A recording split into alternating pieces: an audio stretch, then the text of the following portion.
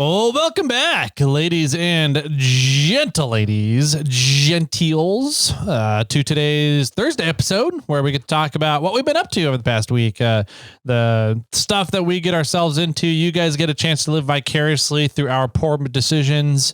It's a good time. So that's what we like doing here. So I have quite a few updates, actually. Okay. I have a correction. From a previous episode. Okay. Some updates on things, updates on a couple of the land use stuff we've been going over, and I think those will go fairly quick. Let's see. And then what I did. Yeah. So I just have some bonsai, Tri-County garden show, Hadestown website, and roof right on my list. Okay. Not a lot of truck stuff this week for me. Yeah, you had a lot of life stuff going on this last week. Yeah. So, all right, let's get through that first. Okay. And see what you got going on. So yeah, well, first, can we start with the video? The video. So here's, we'll see if we're talking about the same thing. Gotcha. Okay, let's start here. So there's a video going around on social media right now about tires in California. Oh, that was not my thing. Oh, okay. So we have two different things. Okay, cool. Then we have two different topics. So there's a video going around right now. Yes. About California's legislature or the energy efficient factor, whatever energy company. Yep. Saying that they are putting a limit on what tires are going to be sold in California to mainly be to make tires be more efficient. The rolling resistance of tires. Yeah. And there's different variables that go into that. Right. So their whole thing is they want better rolling resistance so that cars and electric vehicles can be more efficient so that you get better gas mileage and you get better efficiency with your electricity if you have an EV. And their whole thing is it's about tires and how they're going to be limiting what types of tires and what kind of tires are going to be sold in California. Yeah. And a bunch of people are freaking out about this. Yep. Especially off-roaders, aftermarket vehicle hobbyists. So track cars, drift racing, quarter-mile racing, any kind of vehicular hobby, typically depends on tires. I mean, anytime you're dealing with a vehicle to do something, how that vehicle works with the terrain and environment is a massive factor, and that's all in your tires. Right. So everybody who does that is kind of very concerned about this. 100%. And I fully get it, right? Yep. So I was kind of brushing it off for a long time, but I was yesterday, I got slammed with videos. Just everybody sending them my way. Okay. I don't know why. So I started looking at it a little bit more. Yeah. And then I saw a comment from Solve Function Lee saying off-road tires are exempt. So I was like, where'd you get this information? Yeah. And he said he went to their website. So I started digging into it too. So this is only about half roughly. I took a screenshot and highlighted it. Okay. And posted it on my social media to talk about it. Yeah. Right. So that try to calm everything down because everybody's sort of freaking out about this. Everybody's up in arms about all this. Yeah. So here are some of the excluded tires. Okay. Competition tires designed for motorsports. Okay. Cool. There you go. So track cars, autocross, whatever. If you're getting specialty tires, those are exempt. Yep. Winter snow tires. Okay. Cool. Yep. That sounds reasonable. All season winter performance tires. Okay. So probably like studs type. Okay. Retread tires. Oh, interesting. Yeah, I thought that one was kind of interesting, but I think that's really, which to me is kind of like, so are you aiming that one towards the trucking market? Because they get a lot of the retreads. True. Could be the truck industry. You don't want the truck industry to have better performance, but whatever. Yeah. Deep tread tires. What is that? Well, I'm assuming it means like mud terrains. That'd be my guess. Yeah. So that one hits home. Yep. That one's exempt. Okay. Right? Tires designed for ATVs or other off-road vehicles. Okay.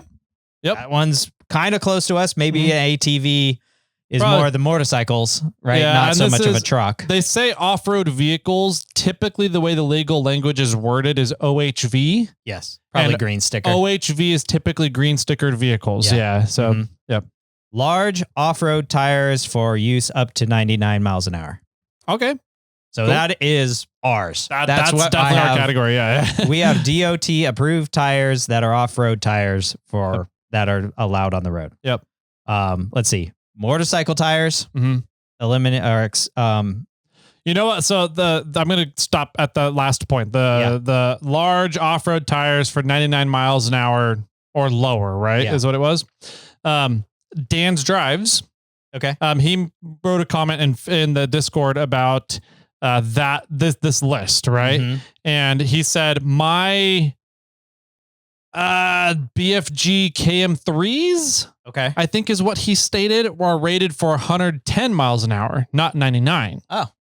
So in theory, would those not be correct? You probably won't be able to buy new ones of those unless they rate their tires for 99 miles an hour. Ding, ding, ding. So like, I'm just thinking that's exactly what I was there. Like the manufacturer's just gonna be like, okay, we're just going to rate them at 99 then, and not 110. Yeah, like my trailer that has two 7,000-pound axles underneath it is only rated for 9,998 pounds or whatever. Yep. So that I don't have to pay the extra insurance. Yep. Let's see. There's a few more that I have in here. Spare tires, small tires that have a 13-inch rim or less. Okay. And then limited production of less than 15,000 pieces. Yeah. So there could be like a limited run, kind of cool tire that you can get your hands on, which might be interesting. So I posted that, and I posted the video, and I said this excludes off-road tires are exempt. Right. And then I posted the list where I highlighted it and linked the website. Okay. And the number one comment I got back was yet. Like these aren't yet. And okay, sure. Yeah. And I responded, time will tell. Like I can't say yet. I mean, I can't say it's going to happen. I can't say it's not going to happen. But it's like, if you're concerned about it, then stock up on tires. Yeah. If you're not that concerned about it and you figure like, well, I can work around it. I've always been like, I'll just drive to Nevada and buy some tires. Yeah, exactly. Go for a trip to Reno. Yeah. And they're like, where'd you get these tires? I'm like, oh, I've had them for years. Yeah. They're at a buddy's place and I just decided to go pick them up. Well, it's like I bought them before the rule went in. Yeah. Then they look still at the have the date code nubs on them. Yeah. Yeah. Like, well, so what? Yeah. Don't stop me. Yeah, it's what they're looking to go after is the commuter car. And I think that a lot of people, especially people outside of California, we've talked about this before, the inability for the human brain to comprehend scale. Yeah. How many vehicles are on highways and roads in California is just astronomical. There's no other state that comes close other than New York. Yeah, maybe. So Chicago, maybe.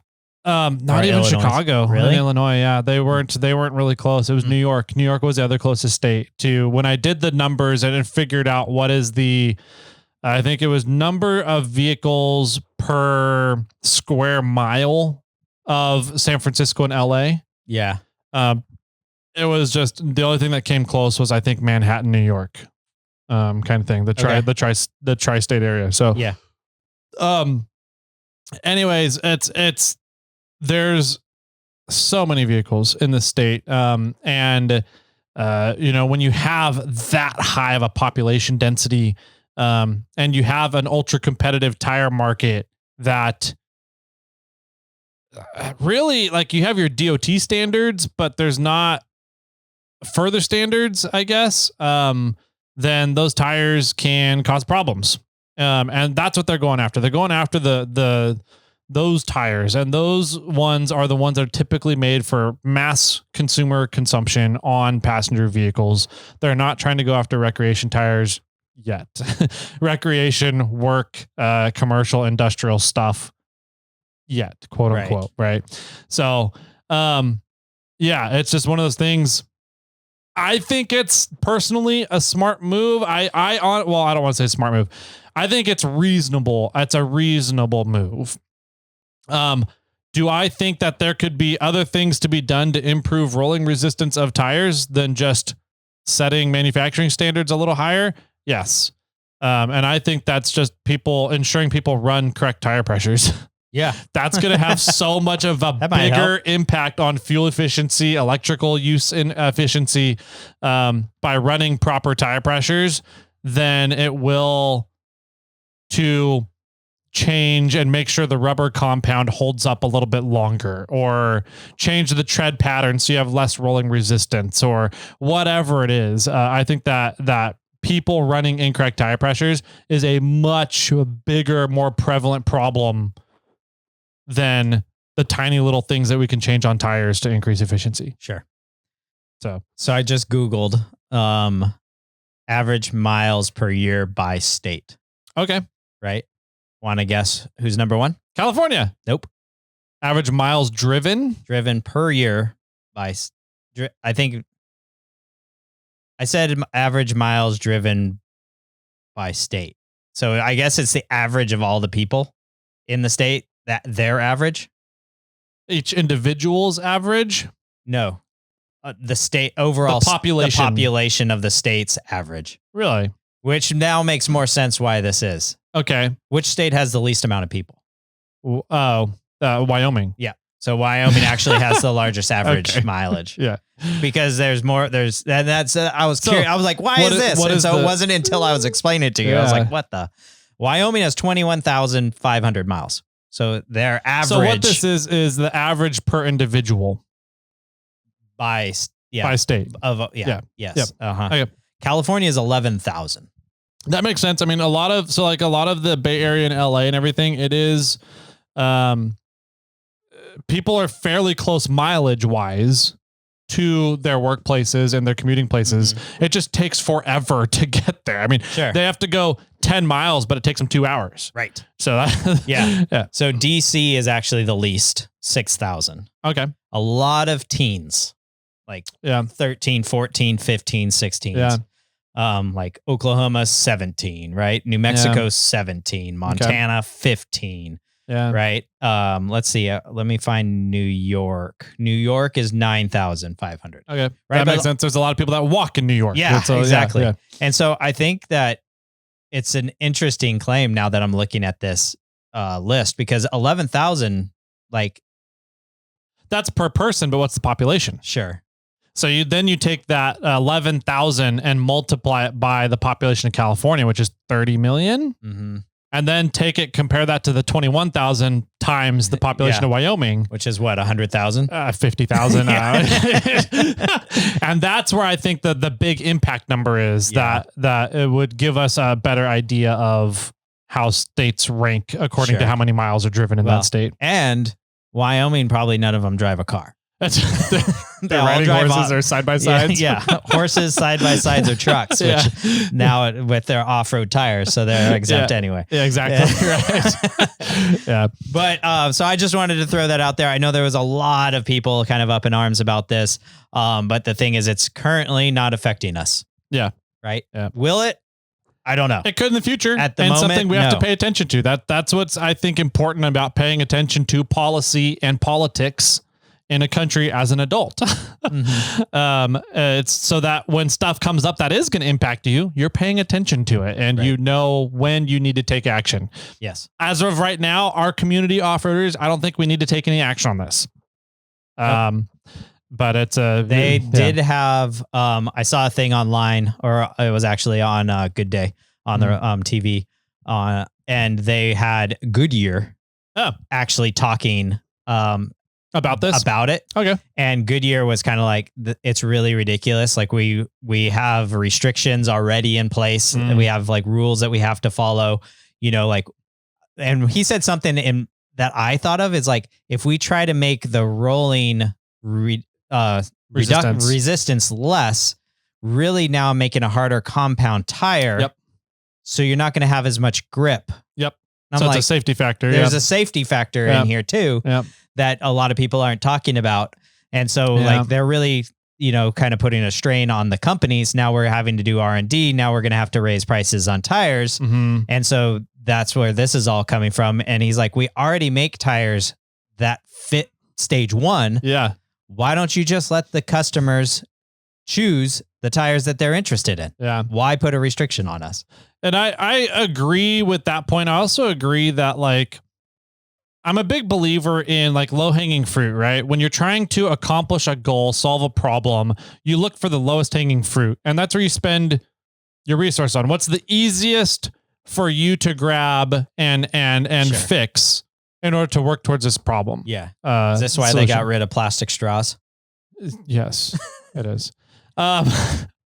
Plastic straws were a low hanging fruit, right? What was the small engine? Oh, the small engine ban? Under 50 cc small engine ban. It was a low hanging fruit, right? And I think that one makes a lot of sense for people, the average consumer that's just trimming things around their yard. Yeah. You don't electric batteries work awesome for that kind of stuff right now, the way technology is. But for people who are doing things on industrial scale, commercial scale, or maybe people that are up in sub-freezing temperatures in the Sierras, that batteries don't work in the wintertime and you need that tool to work. That's not such a good idea, right? Right. This one, I feel like we've gotten to a point in California, and I'll be straight up and say I love our clean air in California. For how many cars we have on the road, driving how many miles per year, overall as a state, 11,000. That's 11,000 miles per year in California per person. So it's in order to have clean air, I think that having smog regulations is a good thing. Now, and it's been shown the differences from the 70s, 80s, 90s up till now, way difference in clean air that we have in this state. I like that, but I feel like we've now gotten to a point where in order to make it cleaner, we have to do some pretty extraordinary things that are not going to have as big of an impact for how much we have to work towards it. Right. And this is one of those things. I'm like, we're going to put some massive standards on tires in order to get 0.5% more clean air. I don't know what the math is. I haven't seen any of the science on it. Yeah. I haven't seen anybody talking about the science and why this is proven to work kind of thing. Well, finish your thought. But I'm like, this just seems like one of those things that we're like, how many more things can we do and implement in order to get cleaner air? And is this something that we should really be spending our time on? Yeah. Well, and that's my thought is like, they keep pushing electric vehicles. Well, electric vehicles have cleaner air than any gas vehicle. So why don't they just make that more of the agenda than put a restriction on tires? That would be nice to bring back the EV credits, tax credits. Mm-hmm. Yeah. Just to mention. Okay. I use a mileage tracker. Okay. Because we've talked about this. Yeah. We do our mileage and things differently for our businesses. I track my mileage and then I write off my total mileage and everything. I drove 20,206 miles last year. Nice. So you're double the California average. Yeah. You're bringing our numbers up, Jimmy. Yeah, I know. Is that good or bad? I don't know. Yeah. But I thought that was I was like, I can see how many miles I drove. Yeah. So, yeah, that's funny. Okay, so I wanted to talk about that. Yeah. I wanted to kind of clean the air, literally, there. To talk about that, like that doesn't go into effect till 2029. That's not affecting us. The next one, I think, was 2033. Okay. And stage 2, at this point in time, they haven't talked about the specifics. We don't know if it's going to affect us or not by then.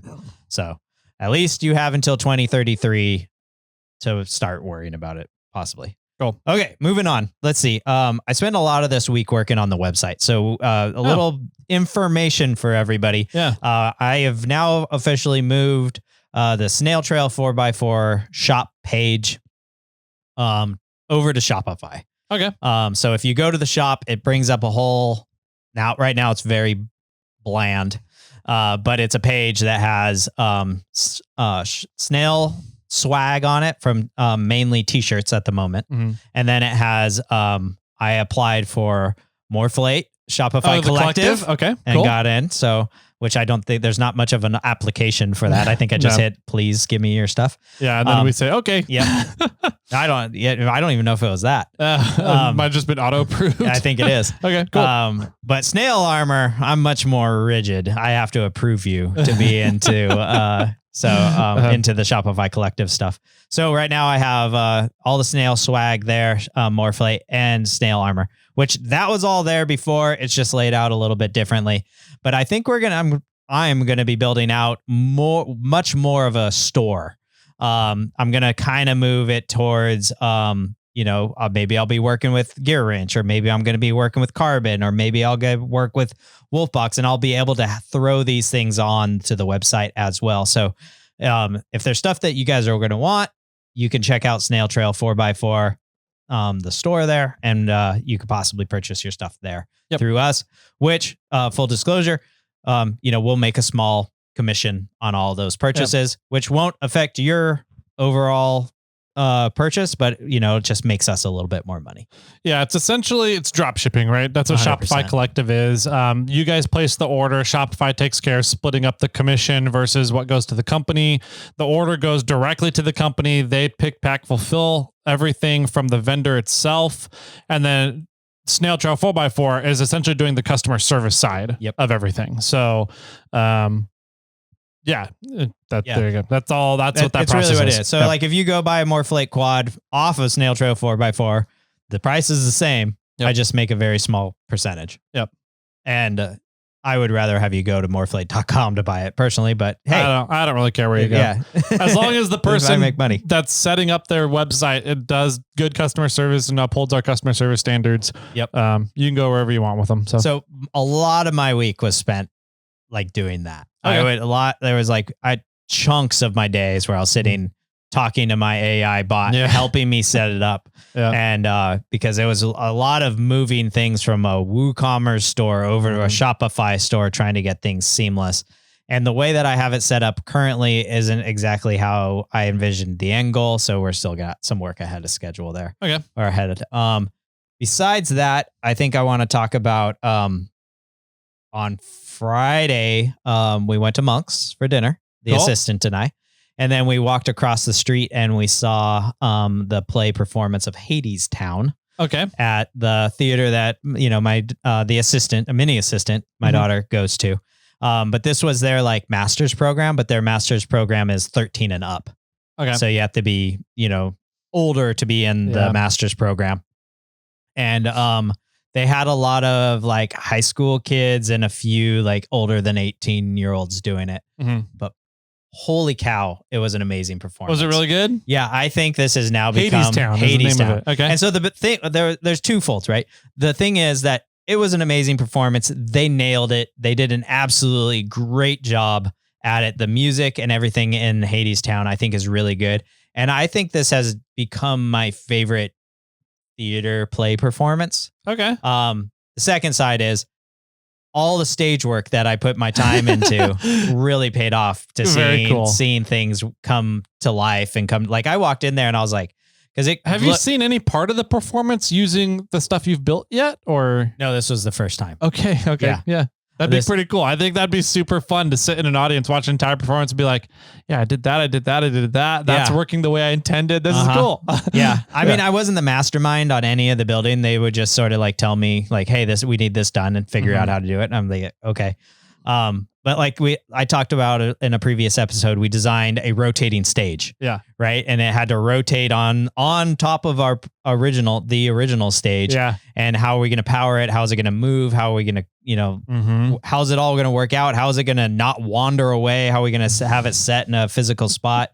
Can we make it move forward and back? We talked about a bunch of these things. Yeah. And to see them do the performance on stage and have it move. And what we ended up using, originally we were going to have a bicycle on there and we were going to try to have somebody riding a bicycle. Off stage? No, on stage. Oh, okay. They're just going to ride it on stage. And it was going to turn the wheel, but it was a lot of work. And so they ended up buying an electric. More gears. Yeah, I think we talked about this. Yeah. Okay. We ended up buying an electric wagon wheel. Well, they ended up buying an electric wagon wheel. And what's cool about that is it has all the torque because it's electric, but it also is variable speed. Nice. So they could fine tune it for the different, or speed it way up and throw people off. They could speed it way up and cause people to walk quick in a performance, or they could slow it down and they could have, slow moving, standing still kind of cinematic things. Okay. So yeah, that worked out really well. I did these side things where they sort of the curtain on the side, but it was just painted like vinyl in a way. But they had to pivot from when they were on Earth, above Earth, and when they were below Earth, they had it pivot and change the scene. And it was just really cool to see the performance happen and go like, yeah, the wagon wheel's working great. Or they're look at them, they're walking on the stage and they're walking, but they're not moving, watch, when they go down to hell, they're going to spin the sides around. And, it was just really neat to see everything kind of come to fruition. Yep. And then RTA fucking nailed it, man. That show was so good. I told the guy, the director, I said, this is the best show I've ever seen here. Nice. Yeah. And I mean it. That was cool. Amazing.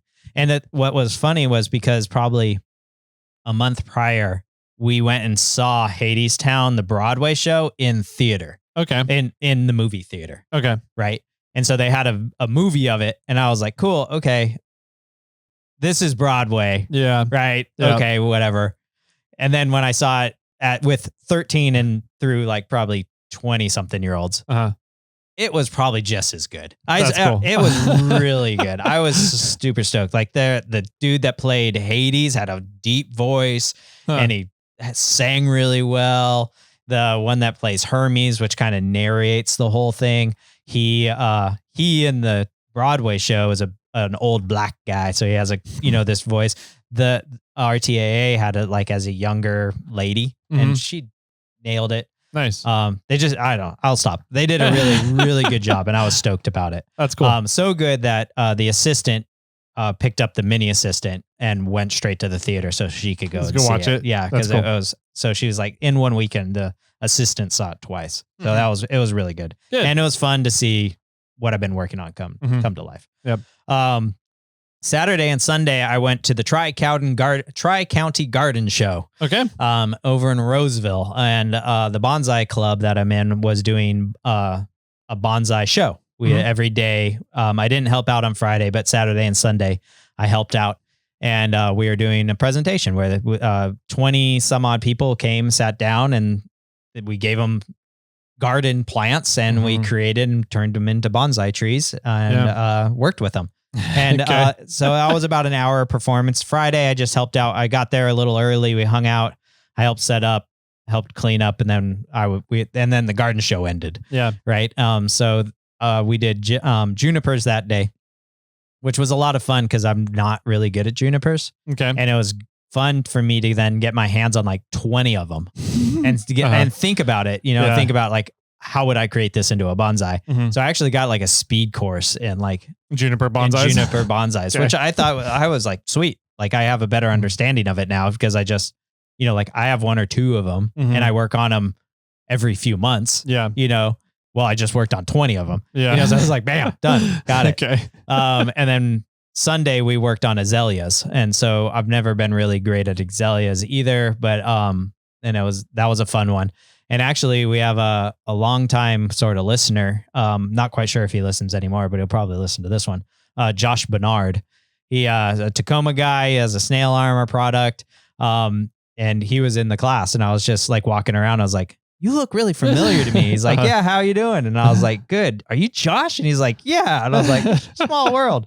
Nice. And then he was actually sitting next to the assistant. The assistant came on Sunday, and my mom wanted an azalea, so my mom conned the assistant to going into doing the class, but actually the assistant liked it.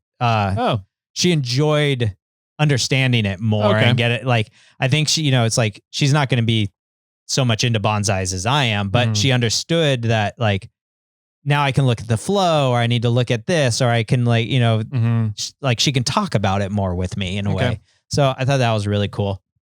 After that, we walked around the show. because we're doing a whole facelift on our house right now. Mhm. Right. We are in the process of getting our roof done, which in theory, it's pretty much completed by this point. Mhm. And we got the shed's roof done, and we have this little funky little outhouse on the side of the house that has our hot water heater in it. We got that roof done. And then we are looking at painting the house, getting new garage doors, getting new exterior doors, 3 of them, and putting an awning on the back of the house. Jeez. And so we have all this list of things that the assistant wants to get done. And it was actually a really good place because we could walk around and talk to like 5 or 6 door people. We could talk to a few different awning companies. A lot of the companies we went up to only made like pergolas and not like attached to the house. And we're like, that's not what we're interested in. We spoke to one guy about garage doors that was there who actually we knew. He's in the whiskey club at Monk's with us. Okay. And I was like, I know you. And he's like, yeah. So that was fun. But it was really good to kind of walk around and talk to a bunch of people really quick about it. And then a lot of them had show specials. Okay. And so they're like, yeah, if you end up using us, you'll get 25% off or, $1,000 off or whatever it is. So that was pretty cool. So we spent a good chunk of time there. Then the assistant went and got the mini assistant and went to Hadestown, and I went home and edited Monday's podcast. So that's what I did. Okay. Let's see. Anything else? I mean, the next big thing was the roof. Yeah. And I won't be long on it because it's a roof. It's necessary. But we ended up using a company called Solarado. They've been fantastic. For the most part, there's been a little lack of communication, but I think that's because the main person that I was originally communicating went on paternity leave.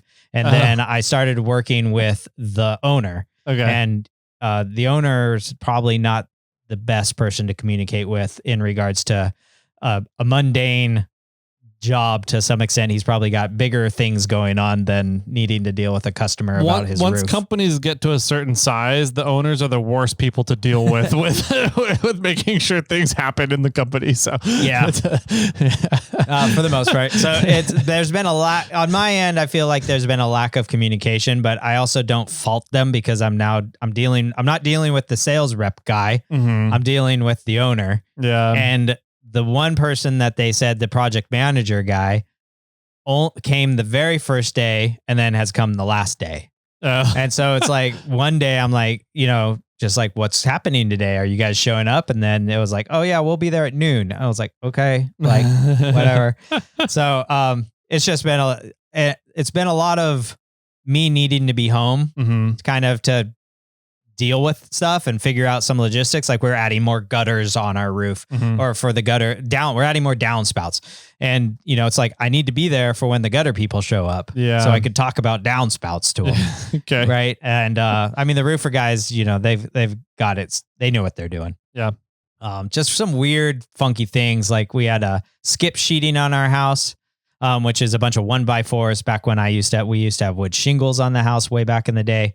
But then they composited over it. And then I think they added more 1x4s in the house. But now there's a new rule, apparently, that doesn't count. That doesn't work. And you have to have plywood or OBS on your roof. So we had to go do that. And then there's a rule about like you need gutter guards on all the gutters. And they only scoped me having gutter guards on the second story, not the first story. And I'm like, I thought it's a law to have gutter guards on everything. Yeah. So there's just there's been a little lack of attention, I think but once again, I'm dealing with the owner that's probably dealing with logistics and a really big job and trying to figure out where to send his guys, not paying all the bills, and everything. Yeah. Labor hours. Yeah. Not dealing with one small job that, got some sort of a buddy deal in a way because Jake Wander Taco does their social media. Gotcha. And I was like, hey Jake, who do you work with?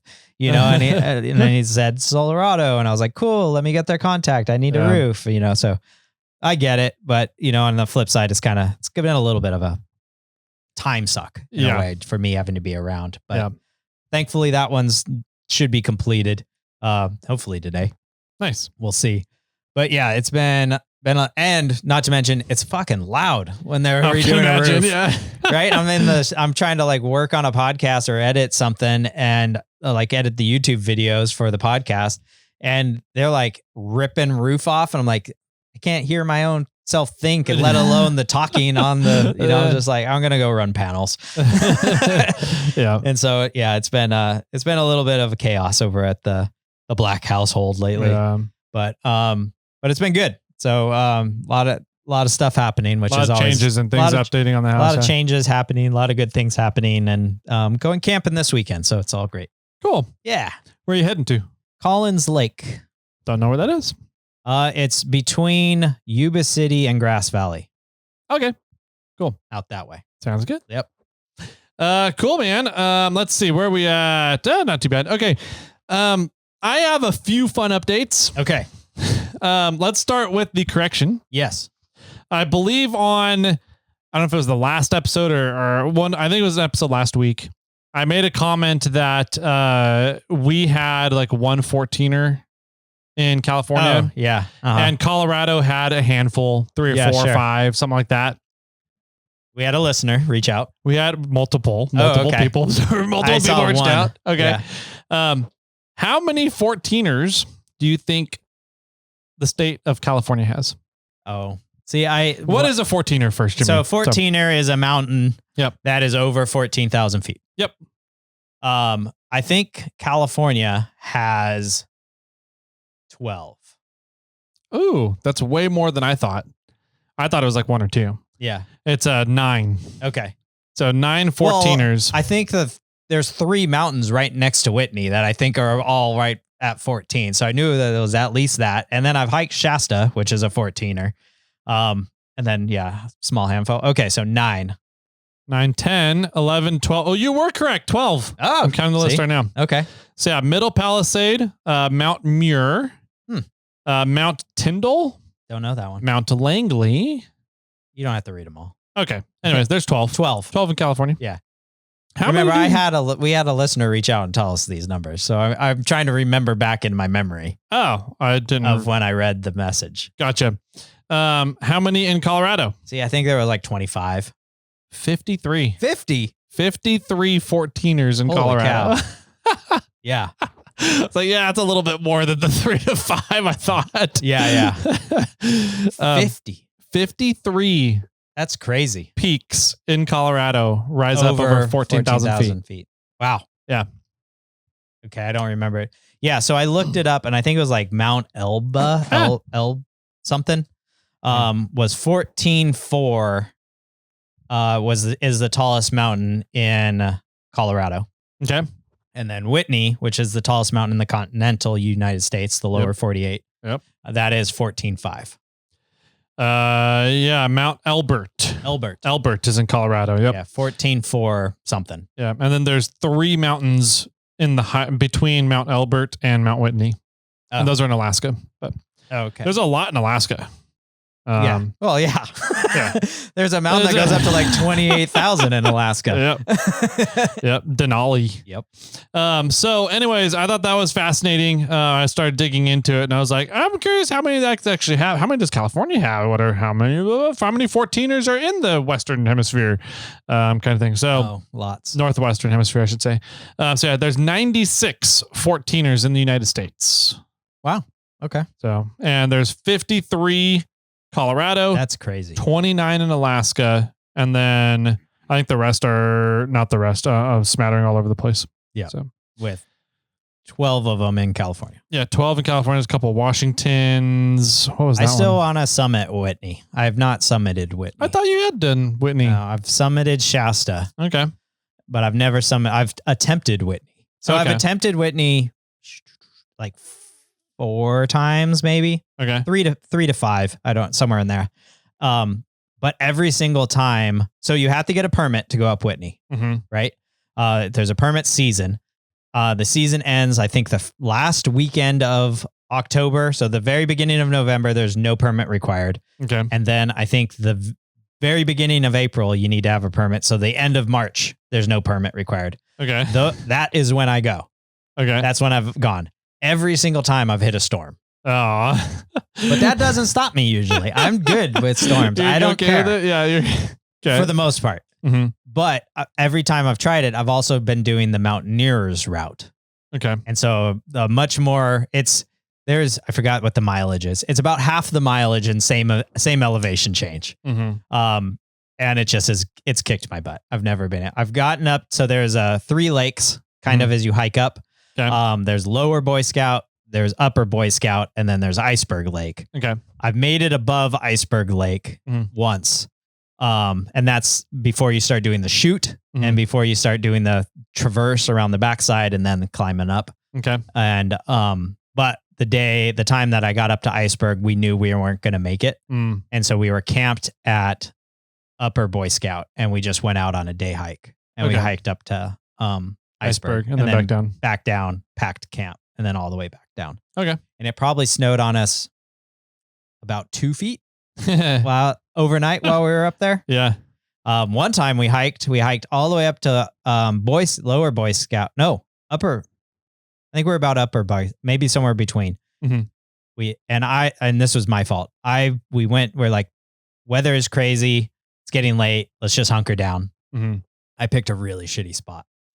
And that was my fault. Mm-hmm. And it was so bad, like snow was, and we had like a really nice 3-season tent where we should have had a 4-season tent. Okay. So we built up walls around it, but was still flying over the wall, under the rain fly and through the mesh. Yeah. It was so fine. And it was just getting everything wet inside of our tent. Bummer. And we all have like synthetic sleeping bags and things just in case, but it was just horrible. Like it was like miserable. And so we're just like, let's just pack up and go back down. Yeah. And so we packed up, walked down to the car, jumped in the car, drove down to, is it Lone Pine? I think is it Lone? There's a city on 395 that you turn off at to go up to Whitney Portal. Okay. And we drove down there. I think it's Lone Pine.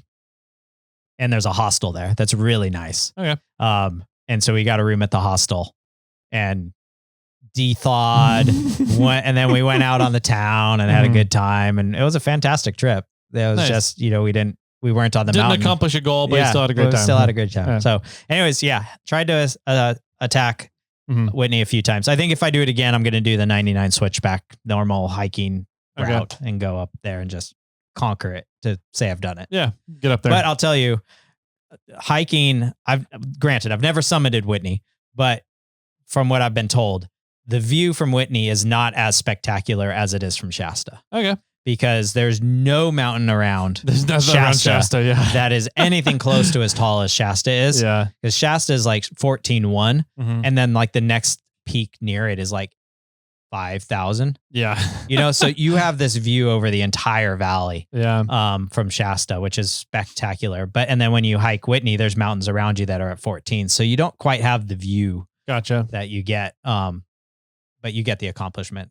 Tallest mountain in 48. There you go. Yeah. Haven't done it yet. Yeah. Anyways, so good correction. Cool. Funny. Yep. Funny comment there. Yeah. That was fun one. I had a few people reach out about that one. I was like, okay, I'm way off. Let me look at some more research here before I just start speaking out of tongue. Right. So that was that one. Let's see. I was also doing solar on the house. Oh yeah. Mm-hmm. So we're getting a 10 kilowatt system, 2 battery walls. And what's really interesting is we don't run on PG&E. We run on SMUD, which is the Sacramento Municipal Utilities District, which is a community-owned municipalities, right? Yep. So it's always been super cheap electricity compared to PG&E. Yeah.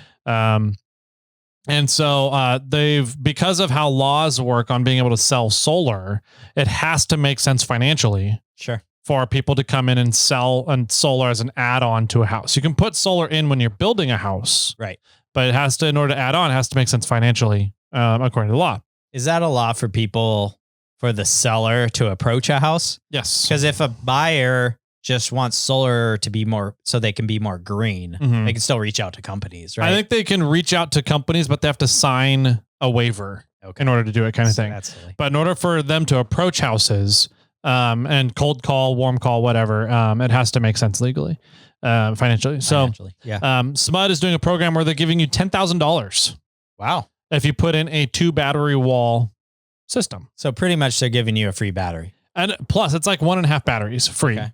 And then they give you a stipend on top of that quarterly for every battery wall that you let them pull power from.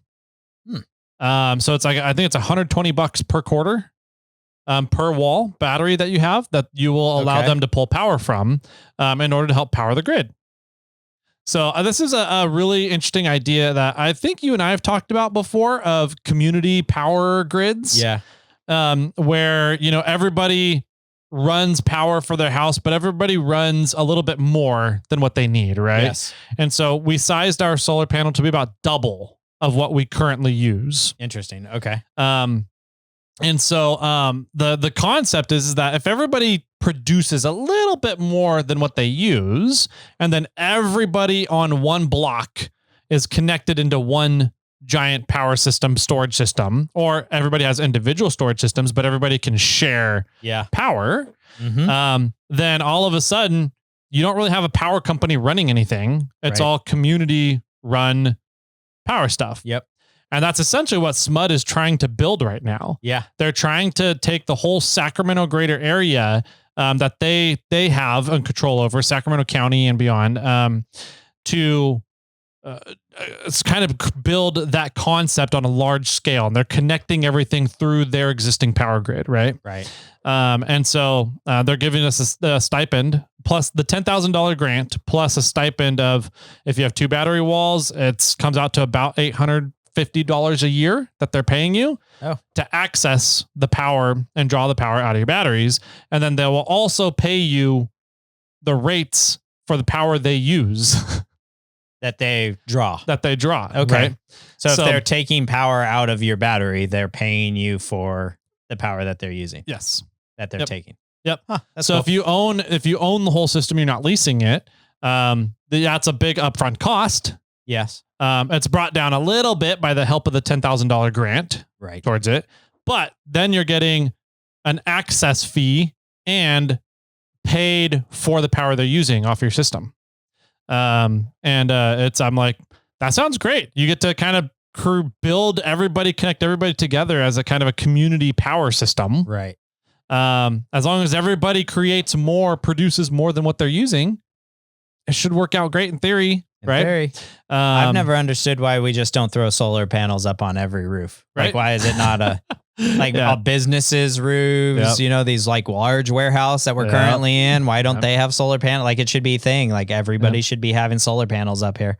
I mean, we live in a solar area, very solar area. Yeah. It's like, I forgot a few years ago, my parents went to like Holland. Right. And my father was shocked about how many windmills there were. Right. And he was talking to somebody. He's like, why are you guys doing all the windmills? And he's like, well, we don't get a lot of sun. Yeah. It's overcast. But we get a lot of wind. Yep.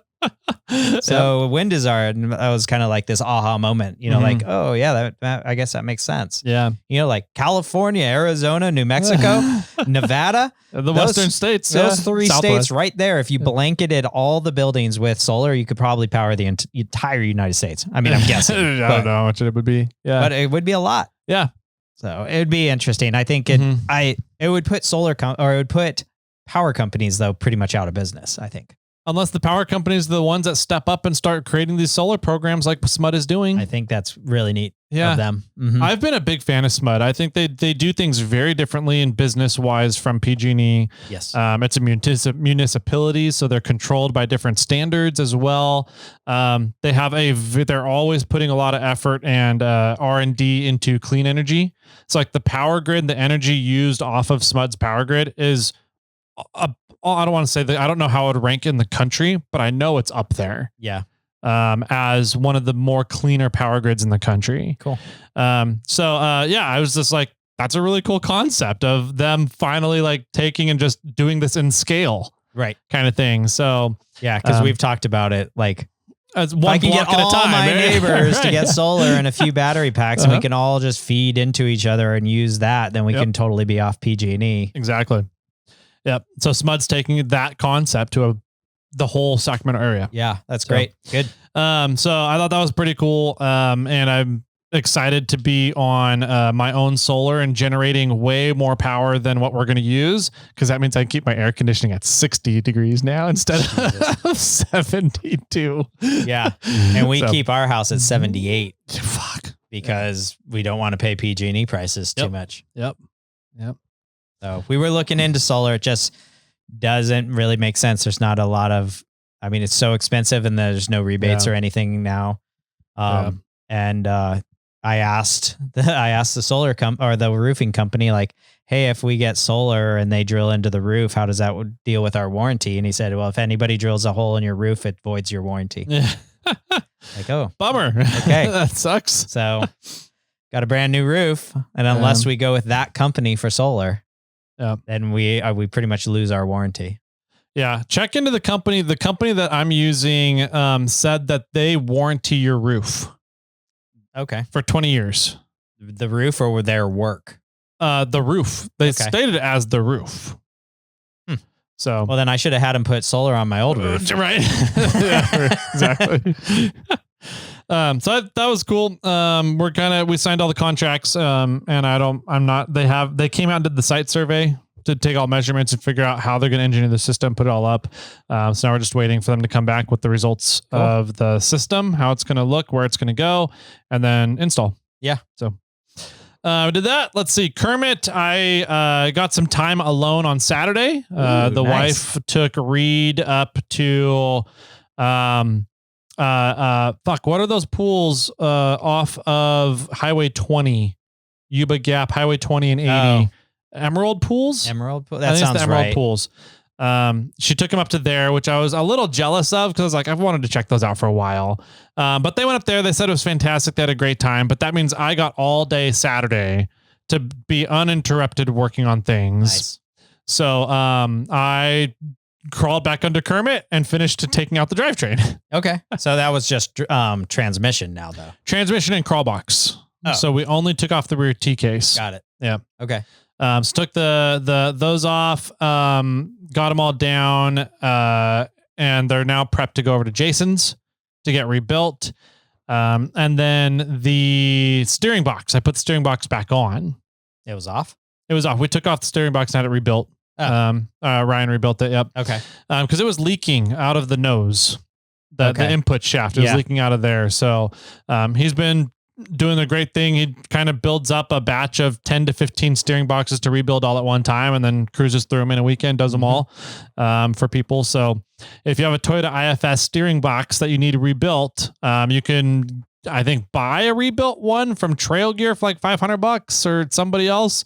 He's doing them right now for $200. Wow. So you provide your steering box and he'll go through and rebuild it for $200. Yeah, that's really good. So it's a really good price. And it looks like it was a really well done job too. I haven't bled the system or anything yet. Cause I was like, I got to turn on the truck, run the engine in order to bleed the system and steer everything. And I was like, and center the box too. Yeah. And I was like, I'm just going to wait until the drivetrain's back in it to do that. Sure. So, I also, while I was laying under there, I kind of came up in my head with a plan for the cross member that's broken. Oh yeah. So I think what I'm going to do is fully cut out the cross member and then use, some square tubing, like some 2x3, and then neck down to like a 2x2 or a 2x1.5 or something like that, square tubing to create the up and over the drive shaft area. And then I have to create a bracket that comes off to hold the gas tank, the fuel tank on there and everything. But I think I have it in my head how I want to do it. Okay. So cool. Let's see what else. That was Kermit's update. On Friday, I got to go and do a tower job. Oh, another one? Kind of. So anytime that we go and put up a new antenna system and run feed line up the tower and everything, there's one critical step that we do every time that we skip to this time. Oh, okay. And it's to test to make sure that has a low SWR on the antenna. Yes. So assuming the SWR is nice and low, that means the transmission signals are going to come through. And if there's any issues with the transmission signals, it's going to be in the transceiver itself, not the feed line going up the tower, not the antenna, not any of the fittings or connections. So you put the antenna up there and then you run the coax cable down to the ground and then you plug something into the coax cable to make sure that you have a low SWR rating. SWR. Yep. Whatever that means. Standing wave ratio. Thanks. I'm going to totally remember that. Yes. It's a, you don't need to know what it is. Your goal is to have a 1-to-1 ratio. Okay. On antennas. And once you start getting over 3-to-1, you're getting a very degraded signal. So, but you know, my father-in-law and Frank Yost are perfectionists. They want 1-to-1. Okay. So Of course. we didn't do that test. No. When we put this up a couple weeks ago, I think, up at the fire station in Pollock Pines. And so we didn't run that test, and we got down the following week. They're like, the radio's not working. Yeah. No, the signal's not working. Something's going on. I'm like, all right, they're thinking it's a 7/8 Helix hardline, which is a foam filled coax. So the way coax works is there's one wire going up the center. Yeah. That's your load. Mm-hmm. And then there's a shield, an outer layer. That's the ground. And you don't want those to connect, right? So there's more or less, there's like a solid wire that runs up the center of a coax cable. And then there's the woven sheathing on the outside. Yep. And that's the ground. And yeah, that's the ground. And the inner wires, in my mind, is the positive. You probably have something else. And then there's a thing that divides those two. An insulator. Yep. Right. That's how it works. So with Helix, that woven braided ground is actually a hard, solid tube. Oh, okay. Yeah. And so it's a much more rigid, heavier thing. And so what happens is, and it's a 7/8, so it's a pretty hefty that's a big cable, right? Wire. And so all that insulation in there is foam. And so it's very easy if it's stored outdoors for fittings on the ends to end up kind of getting corroded and corroded,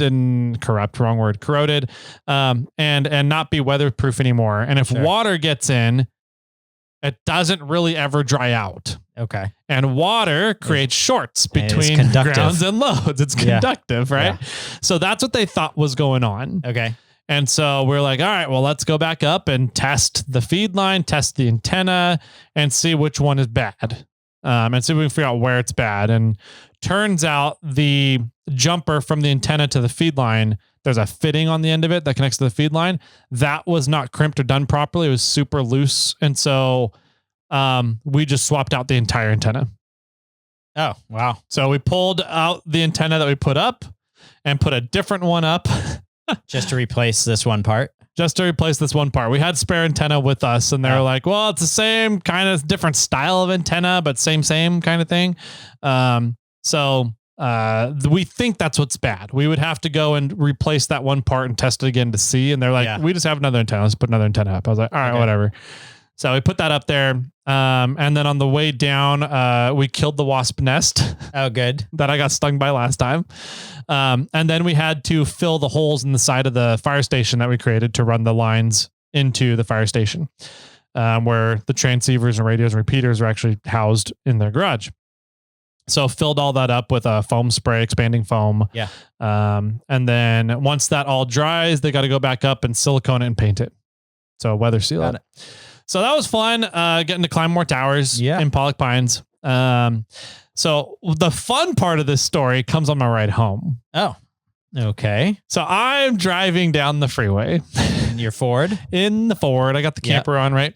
I'm driving down the freeway, and I'm just listening to music on the Bluetooth off my phone, right? On the Ford's system.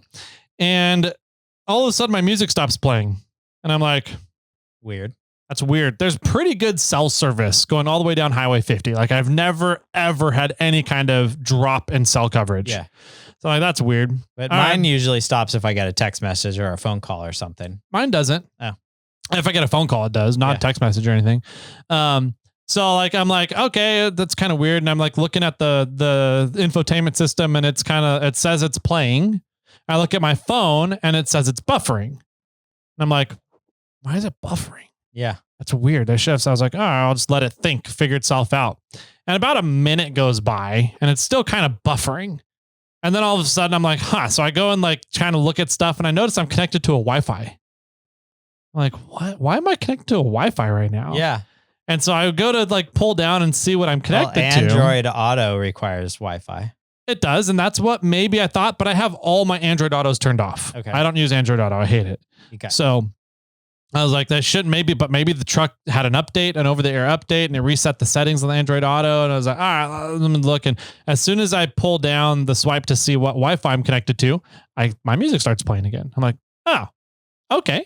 And the Wi-Fi says I have full signal. I'm like, okay.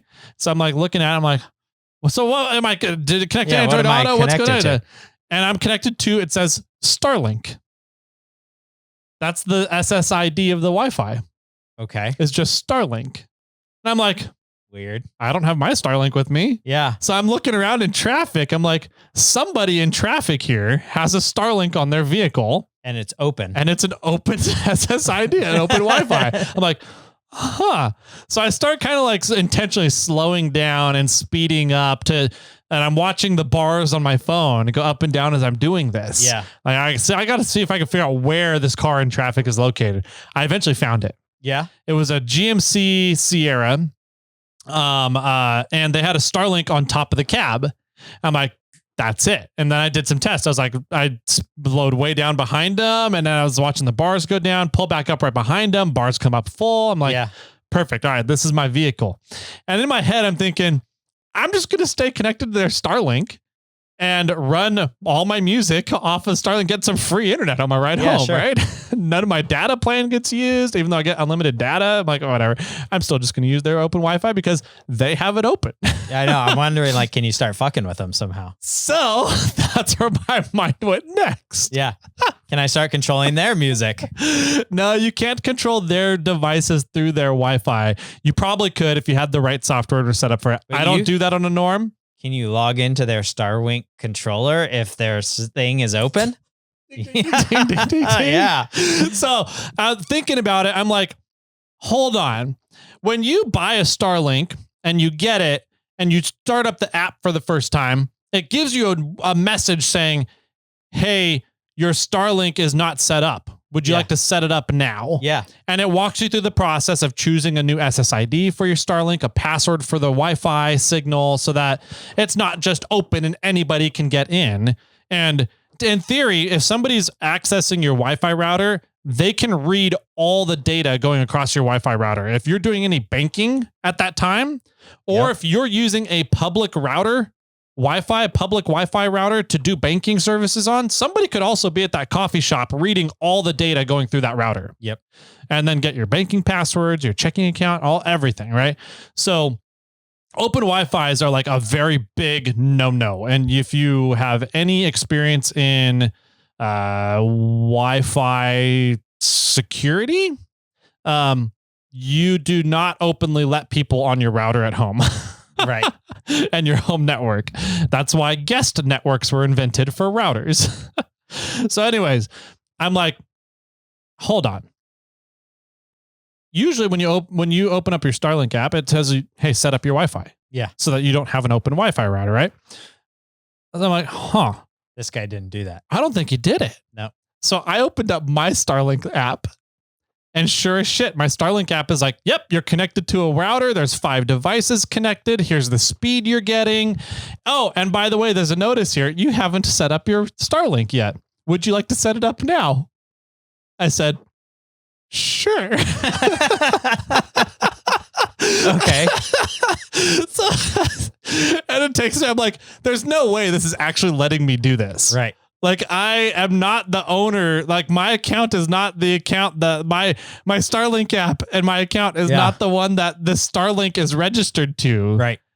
But apparently they never registered it to begin with. Yep. So I'm like, yeah, sure. I'd love to set up my Starlink. So I go to the next screen and it goes, all right, awesome. Here's your current SSID. And it was the one I was connected to. I was like, okay, yep, we got that.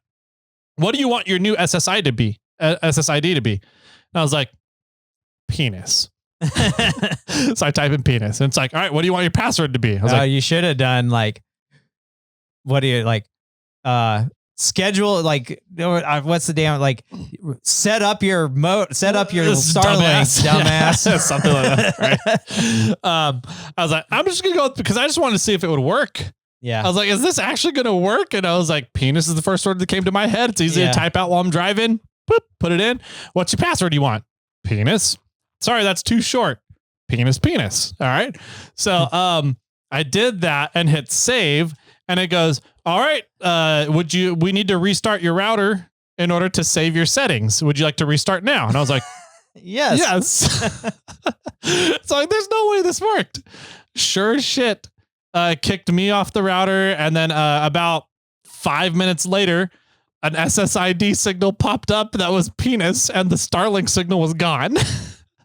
And I was like, oh, did it really? So I connected to it, used penis as the password, and I was connected to the Starlink now. And I was the only device connected to it. Yep. So I was like, I totally just configured their Starlink router for them. Yep. And what's going to be hilarious, then I followed them for like the whole way home that I could. I finally lost them down in Sacramento where I had to take off to go to my house on the freeway. And they were going over the causeway. They were going over the causeway. Yeah. But I stayed behind the whole time, kept watching them to see if like they would be freaking out, looking at their phones, trying to fix. So their phone went to Wi-Fi. Their phone went to cell signal. Oh, that's what I meant. Yeah, cell data. signal. Yep. Yeah. And I don't think they ever noticed.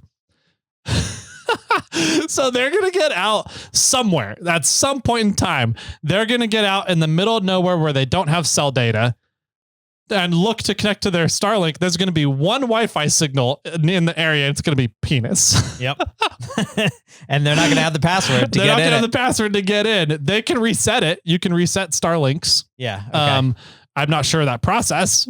It's a little bit involved, but I don't know if you can do it without cell data. Starlink to do it. I would imagine. Yeah. Probably customer service.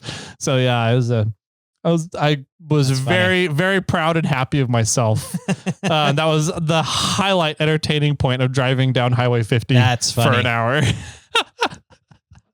So tip to everybody out there, if you get a Starlink, immediately set it up. Do not go running it on an open router. That is hilarious. Yeah. Wow. Yeah. Well, yeah. So tough to be that guy. I don't know what's going to happen. They have no clue who did it. There's no record. They're a listener of the podcast. They're going to reach out. Funny. I was driving down 50. When I got home, my Starlink had penis as the name. Oh, I must have drove by Morflate. Right.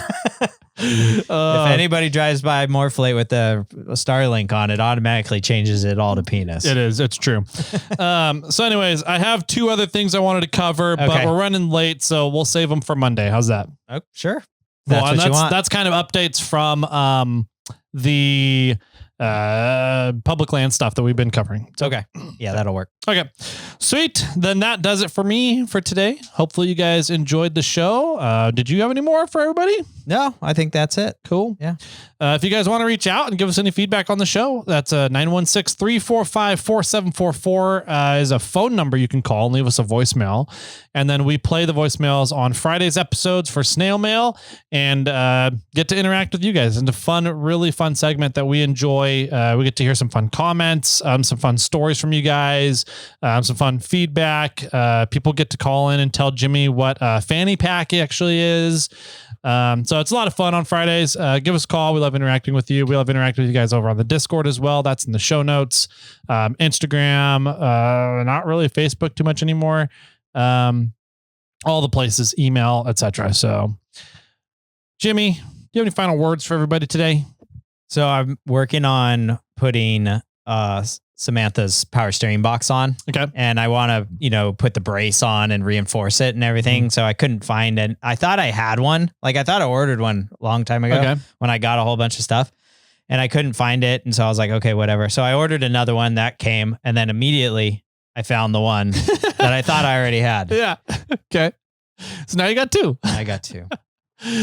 Does Bobcat? The Bobcat has a frame plate, right? Has one. Yeah. All right. Well, if anybody needs a frame plate for a two-wheel drive Toyota pickup, I don't think it's a four-wheel drive one. I'm going with the IFS steering box. Okay. I'll just put it on a two-wheel drive frame. Cool. Yeah. All right. Or I'll use it on Becky one day.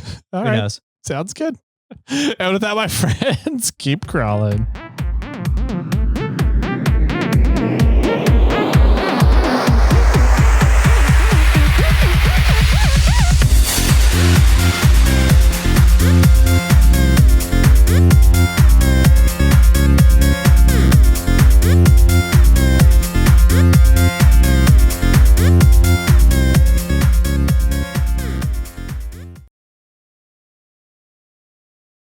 I got one for you. I am ready.